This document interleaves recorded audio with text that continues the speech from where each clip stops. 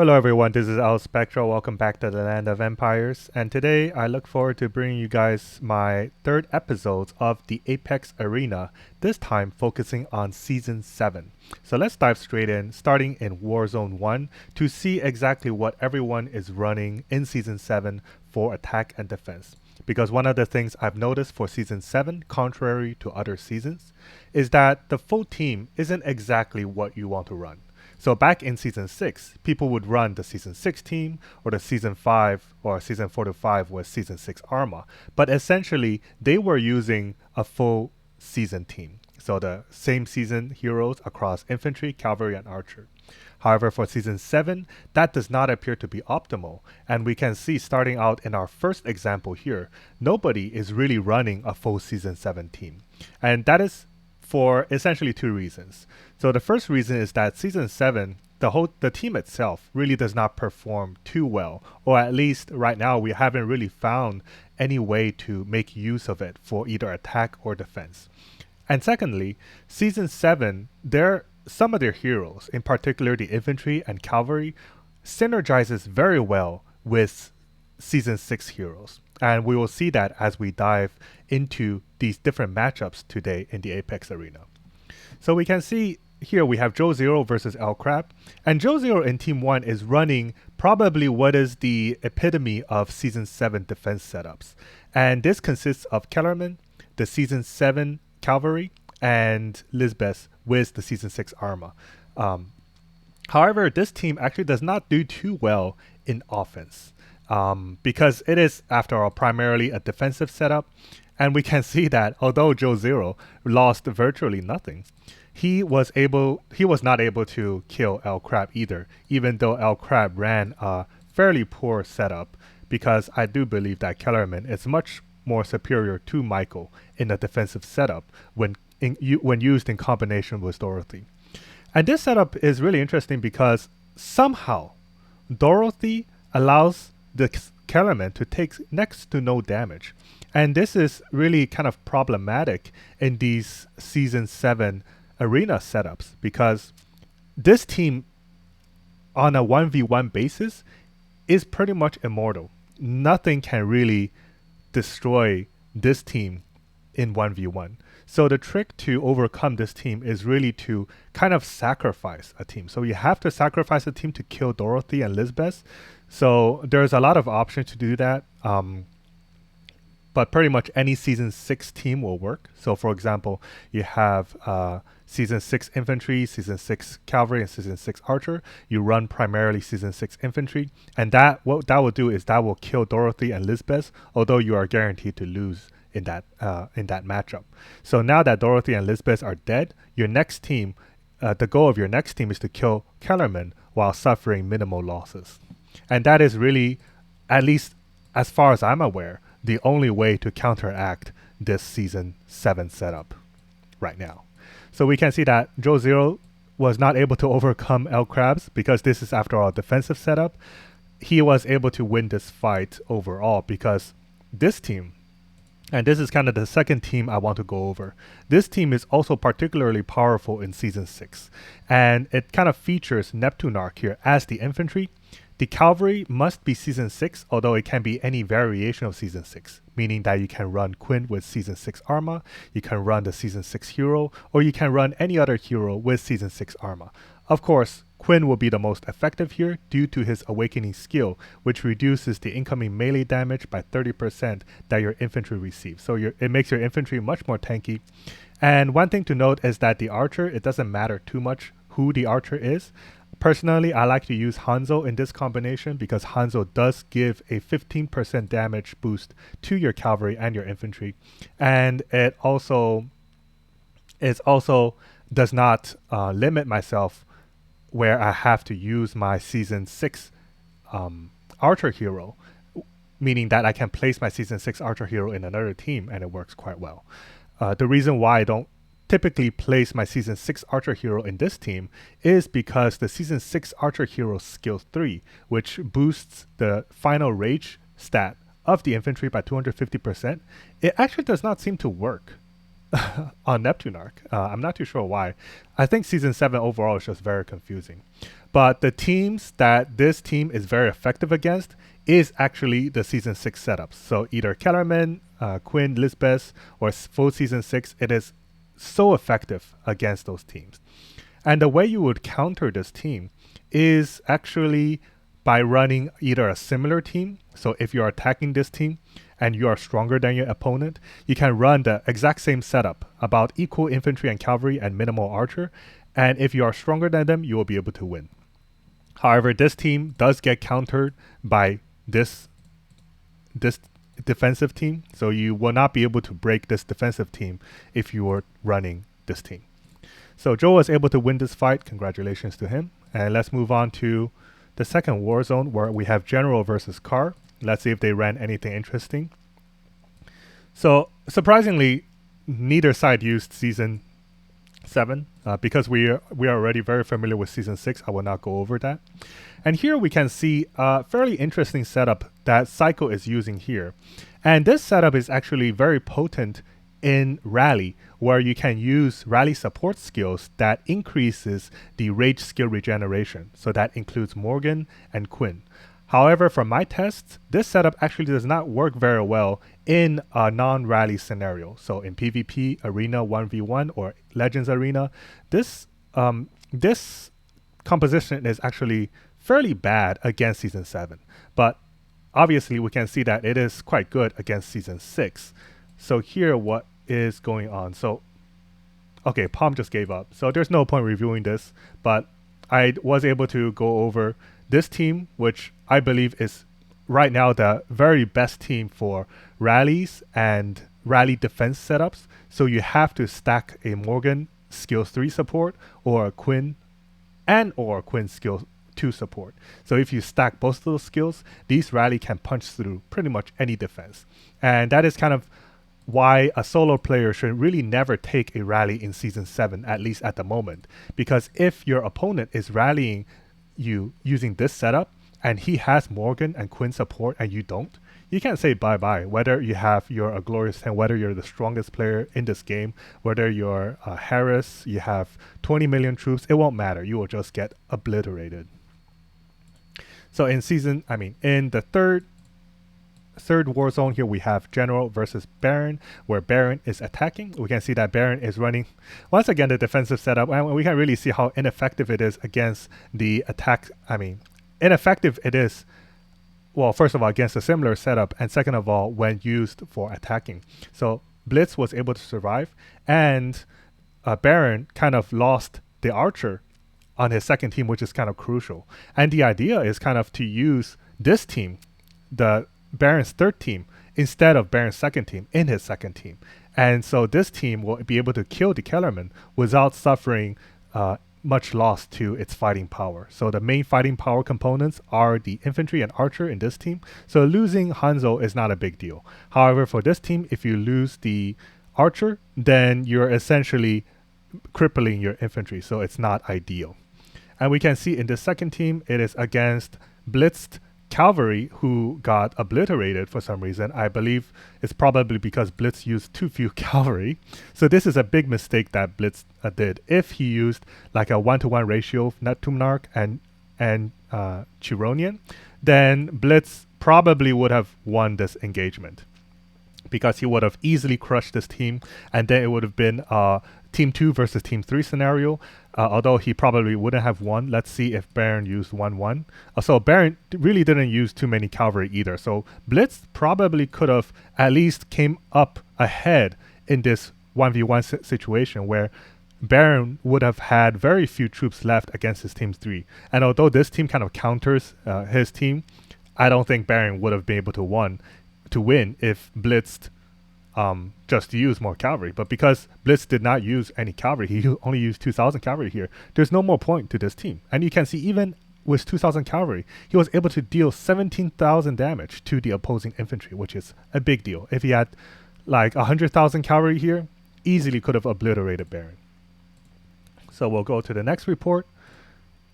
In Zone 4, we have Baddie versus Darkness. Let's see if Darkness try to counteract Baddie at all. Based on what I've seen, Baddie's defensive setup it's alright. Like, it's not great for attacking, but let's see what happened here. So Darkness didn't really, okay, Darkness just ran complete trash, so we will not review that.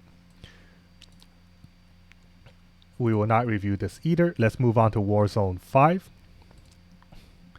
So we have United versus RJ. So his first team is kind of a lost opportunity because you are consuming Kellerman, you are using Quinn, and you are using Lisbeth, who are very powerful heroes due to their awakening skills when used in mix and match combinations. You're using all of them on the same team, and the team is not very strong. So RNJ used the best defensive team, and we can see that, well, he won the defense, of course, while suffering very minimal damage. And you can really see the power of this defensive setup compared to Season 6. Just by swapping out Quinn with this Archer hero, whatever this Archer hero is doing is causing Kellerman to be next to invincible, pretty much. Actually, I am very curious right now. Let's take a look at this Archer hero, this Cavalry hero's skills, because I know that, so we can see here, after 15 seconds after entering the battle, the Cavalry and Archer units will have their damage taken reduced by 50% and their damage dealt increased by 25%. This has nothing to do with infantry. The damage caused by all enemy troops reduced by 50%. Like, this is the only thing that I can imagine is affecting the whole damage down scenario, but it cannot explain the huge discrepancy that we are observing right now, where Kellerman just suffers next to 0 damage. And my first interpretation of this skill is that it affects only cavalry, but I cannot give any other explanation. I cannot give any reason to explain why the infantry becomes so immortal when used in combination with the Season 7 cavalry. So let's just take a look at that fight once again in Warzone 5. So RJ, even though he has much lower stats than, well, actually he has higher stats, surprisingly, but even if he had lower stats, United would have not been able to do anything, because even though RJ ran a lot of cavalry, which I really don't think is necessary in this setup, if you ran 1,000 cavalry, it's more than enough. Even if you ran 80,000 cavalry and your cavalry is very strong, your opponent can run a dummy team consisting of full Season 6, and he will be able to crush your 80,000 cavalry, unless the strength gap is way too big. Anyways, so if he didn't run, just look at how few infantry he lost. He lost next to no infantry at all. So even if United was like Batty, and Batty was running the full Season 6 Arma team, and RJ was running this epitome of defensive teams for Season 7, Batty would have not been able to touch RNJ. So that is a win for RNJ as expected. So in the next team, we can see that United is running a potent rally team, although I still don't think that this is a very good team for 1v1.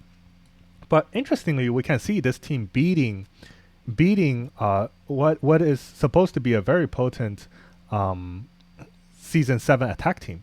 So I'm kind of guessing here that RNJ did not run too many cavalry. Let's see what is the composition for United. So United only ran 20,000 archer, 50,000 cavalry. So let's see what RJ ran. So we can see that United suffered next to no damage, actually. And this is actually very surprising to me, and we might have just found a counter to this team. And I'm curious to see how this kind of played out. Was Quinn simply not able to use his ultimate skill?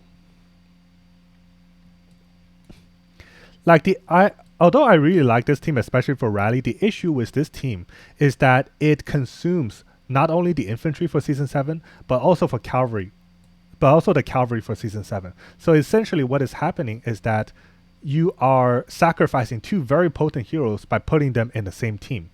And although this may create a very potent team, especially against what RNJ is using in this scenario, your other two teams will be kind of bare bones. So I'm really curious to see why RNJ was not able to really do anything. Look at that. His cavalry did 0 damage to United. And that's really surprising because I did not expect this to be the case, because when I was running this composition, versus, let's see exactly what I was against when I ran this composition, because I remember running this composition against, is my game going to crash? Yes, it is. Okay, let's re-enter the game.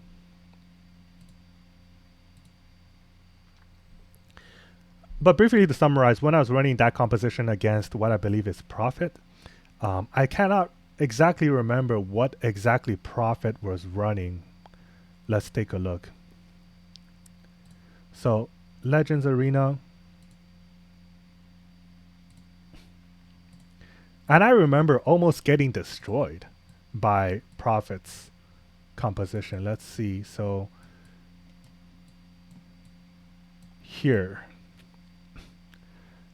Okay, so I was actually running against... Oh, I did get destroyed, actually. Wow. So I was running against... You can see my setup here was very similar to what United used. Semi-heavy infantry and a decent number of cavalry and archer. But I got obliterated by this defense that Prophet is using. And that is very interesting because prior to this, the only counter that was on my mind for my third team, which is this team, was either the same team or this defensive setup. However, now it appears that we have a new setup that can very effectively counter this team while barely suffering any damage, and that is by switching this hero out with Dorothy, I think that's what she's called, and Hanzo out with, well, either the Season 6 hero or the Arma. So apparently this team is very good at countering that team that I just mentioned. But once again, you will be putting two very potent heroes on the same team, and that significantly reduces the fighting potential of your other two teams. And that is kind of what I guess makes Season 7 more interesting than every other season so far. In Season 1 through 5, what would happen is that the stronger player would just always win. The mix and match was not very interesting. You would just run 4, 1, 2, like in terms of troop composition, and you just use every single heroes on the same team. I mean, every team will consist of same season heroes, and you would just win straight up. Season 6 kind of changed that up because you would have a huge advantage while you're on the defensive side, and the offensive side will have to try to punch through the defense. However, Season 7, it appears to have kind of changed this whole 3v3 meta once again, where you kind of have a rock, paper, scissors scenario where certain teams are particularly good at countering other teams. And we can see in this scenario where Dorothy and Neptunarch combined with, I don't even know whether, combined with either the Season 6 hero or the Arma, is very effective at countering this team. This very powerful team that counters Season 6. But this team is not effective against this defensive setup. So yeah, that is quite interesting. So we have kind of more than 3-way rock, paper, scissors counter setup where we have this team countering this team countering the Season 6 team, and the Season 6 team countering this team. Although it does not counter this team in a direct way because of course it loses, but it is able to kill Dorothy and Lisbeth, as we can see here. So the moment Dorothy and Lisbeth dies, this team becomes useless. So this team is able to win versus one team. However, it becomes completely useless after that. And so if you are able to run this team against the second best team, quote unquote, for Season 7, then you are suddenly ahead. And so now I'm kind of wondering how good this team is against the standard Season 6 team. Yeah, but congratulations to United. We will take a look at Maserati versus Inc. And let's see. So this composition was used again. And okay, so here we can confirm that this composition is once again unable to take down this ultimate defensive team for Season 7. So really nothing can really take down this team in a 1v1 situation. However, as we saw earlier, it is not exactly expensive to overcome this team. You just have to sacrifice one team into it, and this team becomes completely useless. So what I kind of want to see now is how well this team performs against a standard season 6 team, because it does look to be very good at keeping the archer alive and also the cavalry alive. So let's see if we could find that any of those examples in other matchups. So here we can have another example where it just completely crushes this team. And that is kind of why I think Season 7 is so weird, and that there are many hidden elements that are not shown in their skill descriptions. These synergies almost completely doesn't make sense if we just consider like the whole skill descriptions. But like this is just a one-way domination by Kantoro against Wushi. So let's see.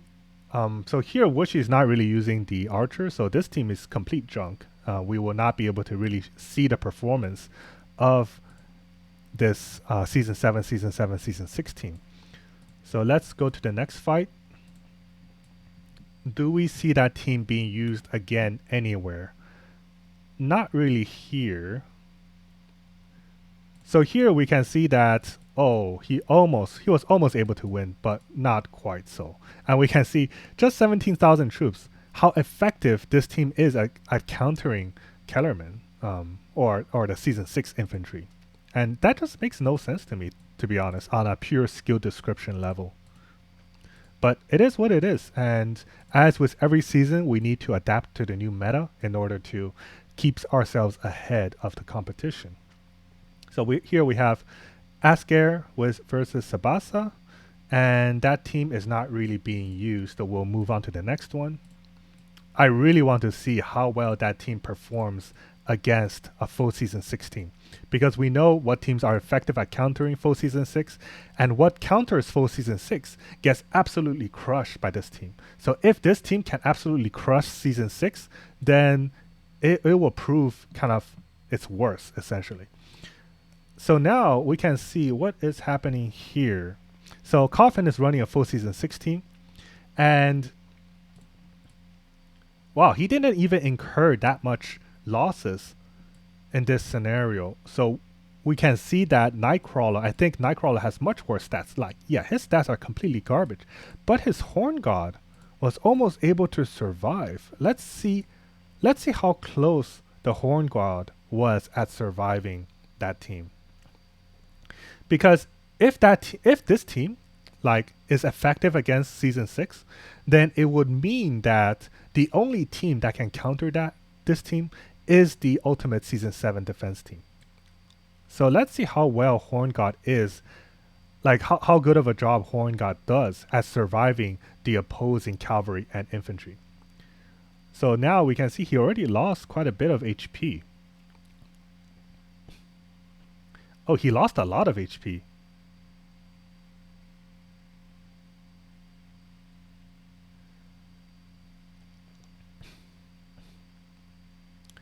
Okay, so the cavalry used his ultimate, but the timing did not work out for him, so Horn God was able to survive that. And Horn God is dead, but we can see that Coffin Dancer is almost dead as well. Like, Coffin Dancer is very close to dying. And let's keep in mind how much stronger Coffin Dancer is compared to that guy. So based on the result of this fight, we can conclude that this hero team is also very good against Season 6. So this team is actually quite good in PvP, in 1v1 PvP, contrary to what I initially thought. So the only team that can really counter this team is the defensive team. So when you are defending, this team can actually be a very good option because this is a defensive team, and your opponent, if he uses this team to attack you, then it's very easy to counter. So you can probably run this team in defense, and it will be quite effective. But if you are the attacker, then this team will be much more tricky to use because your opponent can simply run this defensive setup to completely counter this team. And your remaining two teams will be quite useless against his his season 7, season 6, season 16. And once again, I think we will see quite a lot of interesting combinations and interesting outcomes now that we are in season 7, because we can see all these compositions have their own counters. And yeah, right now the counters are so potent that stats almost do not play a role. We can see like, okay, so he just gave up, but let's say Andre did not give up. No matter how much stats he has, if he has Batty, or if he was Harris, if he was FRZ, he would not be able to win this matchup, this first team. I have no explanation for why that team is so strong against season 7, season 6, season 6. So let's see if we could find a couple additional examples. So here we have actually the season 6 team winning against this team somehow. Like this little amount of damage that he took is not surprising, but he was able to win. Is it because of the stats? It doesn't appear to be because of the stats. Is it because of the composition? Not quite so. Is it because of the units?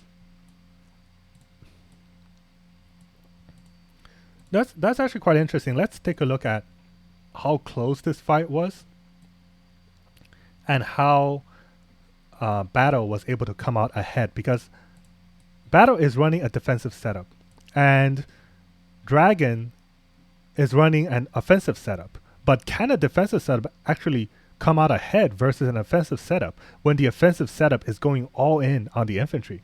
So let's take a look at whether that is the case. So Lisbeth should be dying really soon. I'm actually quite surprised that Lisbeth is still alive right now.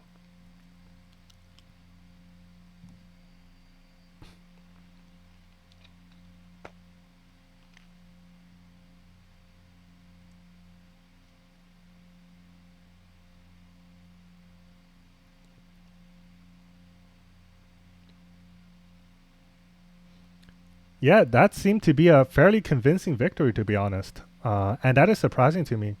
And it shows me that there's still quite a lot to learn about the whole Season 7 meta. Was Dragon's infantry... Oh my god. Like, there's a couple possibilities that I'm considering, one of which is potentially Dragon's infantry having kind of too low stats. But the fact that he was not able to kill the archer either, I'm wondering if he used more cavalry counts, like higher number of cavalry, will he be able to kill the archer, and would have that affected the outcome of that fight? So that is something quite interesting. Let's take a look at some of the later war zones. The thing about the later war zones is that I don't really know the players as well, so I don't know how strong, like how evenly balanced the matchups are. So I kind of have to like review the players first before I actually dive into the fight, and that just ends up consuming a lot of time. Okay, so here we have Frosty versus Render.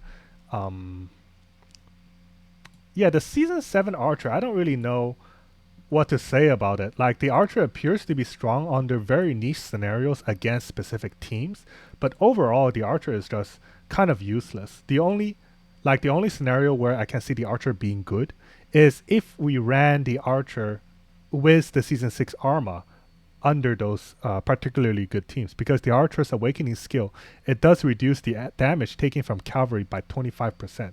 But compared to Lisbeth's skill, for example, Lisbeth's skill, it already reduces your opponent's final ferocity by 5% and your opponent's final attack by 10%.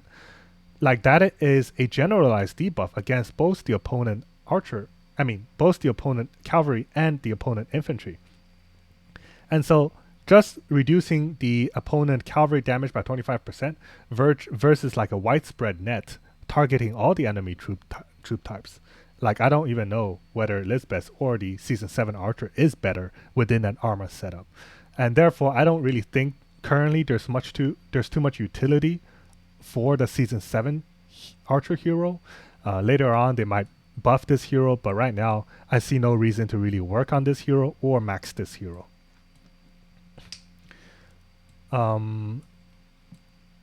So here we have once again this team versus his his attack setup. I call this an attack setup because it is a very offensive setup. And yeah, we can see this team doing quite well. So the only team that team does not do well against is what I tried here versus Prophet. And just look at the stat gap between Prophet and I.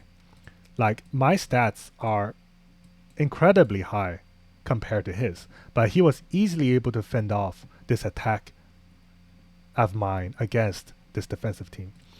So yeah, that is interesting, and I look forward to seeing what people run in the next round of the Apex Arena.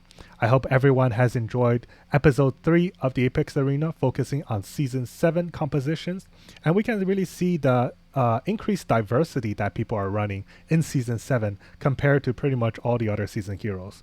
And before we tune out, actually let's take a look at the other seasons, because back when I played in season 5, 6, or whatever, the compositions were just very incredibly boring. People ran, immediately we can see like same heroes, same season heroes, not much mix and matching. Let's see, gadget. Yeah, I mean, this is pretty much what you would expect.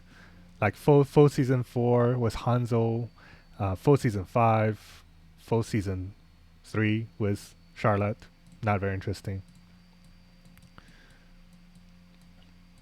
And of course, these people are much newer at the game. So, but I mean, they've been playing for like 6 months, more than 6 months. So they should have a decent understanding of the heroes that they're using. And this really spells the fact that there's just not much variety in compositions until season 6, because yeah, battle was just kind of dull back then. The more stats you had, the better you did. It didn't really matter how you mix and match. Just no brain, use the same season heroes or use the latest season plus Hanzo, because Hanzo is just completely epic, and you would win. You would get a free win out of it. But now we have such a big variety that people will really have to play this mix and match game. Hope their composition counters the opponent composition. I think compared to season 6, there's much less of a defensive advantage now in season 7, although that defensive advantage definitely still exists. So once again, I hope everyone enjoyed episode 3 of my Apex Arena review. I look forward to seeing everyone in my next video. Take care.